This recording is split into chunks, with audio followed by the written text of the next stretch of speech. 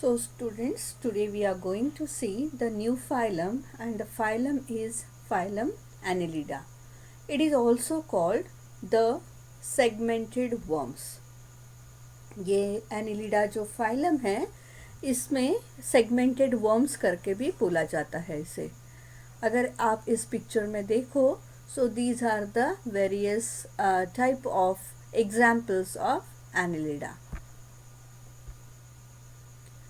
Annelida is also known as segmented worms. When I say the word worm, most of you probably have an image of this in your brain, earthworm. अगर मैं आपको worm करके बोलती हूँ, आपके word worm का use करती हूँ, तो आपके दिमाग में एकदम एक पिक्चर आता होगा जो जिसका earthworm का पिक्चर जो आपके दिमाग में क्रिएट होता होगा, right? They are known as farmer's friend and play vital role in fertility of soil. अभी इसको किसानों का दोस्त कहा गया है क्योंकि ये जो ज़मीन की जो सुपीकता होती है या फर्टिलिटी होती है उसमें बहुत बड़ा रोल प्ले करता है. And that is why earthworm is also known as the farmer's friend. If you notice closely, their body is made up of small rings. अगर आप इस पिक्चर में देखो तो आपको ये इसकी बॉडी छोटे छोटे रिंग्स के तौर पे आपको दिख रही है, right? The Latin term for ring is annulus. ये एनिलिडा जो है या एनिलस जो टर्म है that is from the Latin language, Latin term है. So the earthworm are related organism are placed under phylum Annelida, ringed animals.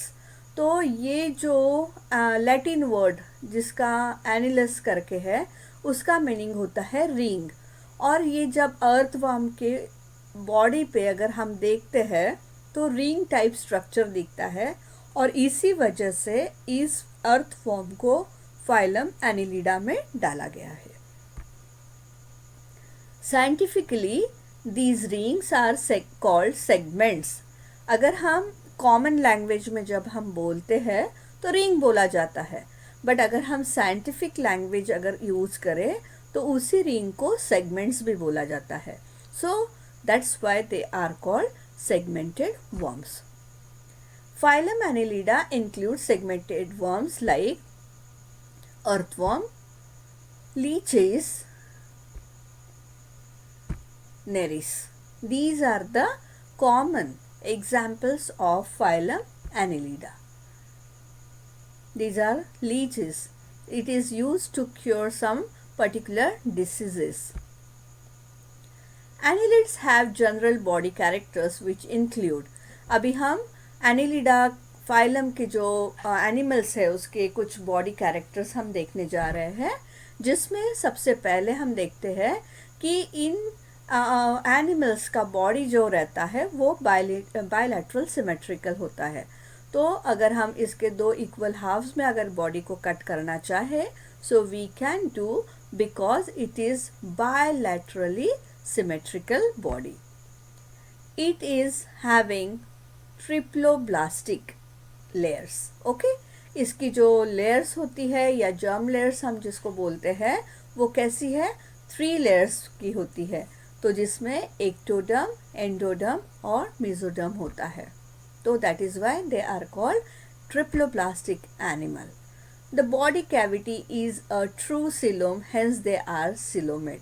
अभी इसमें जो बॉडी कैविटी है, सिलोम है, ये कैसा है, ये फुली डेवलप्ड है या ट्रू सिलोम है, इसीलिए इसे सिलोमेड भी कहा जाता है. अगर आप यहाँ पे ये अर्थवर्म का बॉडी स्ट्रक्चर देखते हैं, so the body has 3 region. Body कितने रीजन में डिवाइड हुआ है, 3 रीजन में. पहला है head, trunk and tail. Only trunk is segmented region. तो इसका जो ट्रंक है ये कैसा है, सेगमेंटेड होता है. And if the body is divided into 3 parts, that is head, trunk and tail. The trunk region में have parapodia, paired muscular bristle bearing appendages look like a comb. इसका जो बॉडी के नीचे में पैरापोडिया होता है, parapodia means it looks like it is like legs, podia means legs, और वो कोम के समान दिखता है। जो कंघी होती है, कंघी में कैसे अलग अलग दांत हमको दिखते हैं, वैसे ही इसमें अपेंडेजेस में होते हैं जो कि पैरापोडिया कहा जाता है, which looks like legs. Parapodia are basically the legs of worms. They help in locomotion. और अगर इस पिक्चर में अगर आप देखें तो आपको छोटे छोटे कोम लाइक स्ट्रक्चर आपको यहाँ पे देखने मिल रहा है, और ये लेग्स होते हैं। और ये लेग्स क्या करते हैं, उसको लोकोमोशन के लिए मीन्स मूवमेंट के लिए उससे क्या करता है, हेल्पफुल होता है। Each segment has most organ repeated in each. For example, notice in this image each segment has a heart and kidney. अभी यहाँ पे एक खासियत ऐसी है, इसीलिए इसे एक यूनिक कैरेक्टर या यूनिक एनिमल कहा गया है कि हर सेगमेंट में यहाँ पे हार्ट और किडनी होती है। अगर आप इस पिक्चर को बहुत माइन्यूटली अगर केयरफुली देखते हैं तो रेड कलर का जो आपको कुछ डॉट्स दिख रहे हैं, those are the heart, and the blue colour is kidney. So every segment has heart and a kidney, and that's why this animal is an unique animal. That was the body plan of Annelida body. Now let's get to know about the body system. अभी ये body system कौन से है, that we will see. Respiration is mostly through skin, but some species may have gills. अभी इसमें कई सारे species है, और पर्टिकुलरली इस एनिमल में जो रेस्पिरेशन होता है वो स्किन के थ्रू होता है, बट कुछ ऐसे स्पीसीज है जिसमें रेस्पिरेशन के लिए गिल्स का इस्तेमाल किया जाता है. I breathe through my skin as long as it stays wet. तो जब तक वो गीला होता है तो ये एनिमल कैसे ब्रीथ करता है, स्किन से रेस्पायर करता है या ब्रीथ करता है. You can see how the movement of the air. Okay, the digestive system is complete from mouth to anus. अभी यहाँ पे पूरा एलिमेंट्री कैनल होता है जिसके वजह से डाइजेस्टिव सिस्टम देखा जाता है, जो कि माउथ से लेके एनस तक इसमें प्रेजेंट होता है.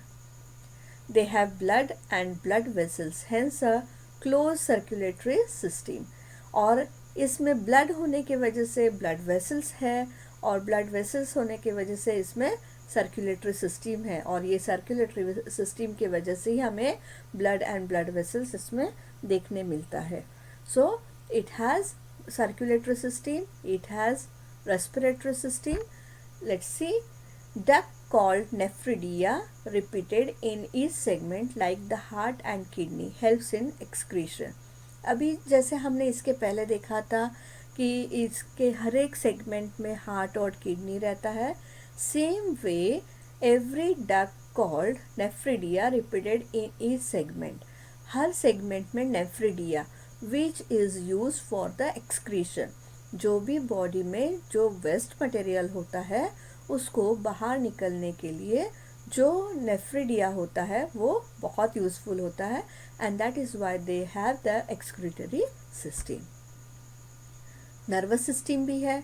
Nervous system is develop with the brain connected to the ventral nerve cord, और इसमें नर्वस सिस्टम भी देखा जाता है. तो ऐसे अलग अलग टाइप की हमको सिस्टम्स, बॉडी सिस्टम्स हमको देखने मिलती है. Now time for the baby talk. So reproduction is mostly sexual, but some species may show asexual reproduction.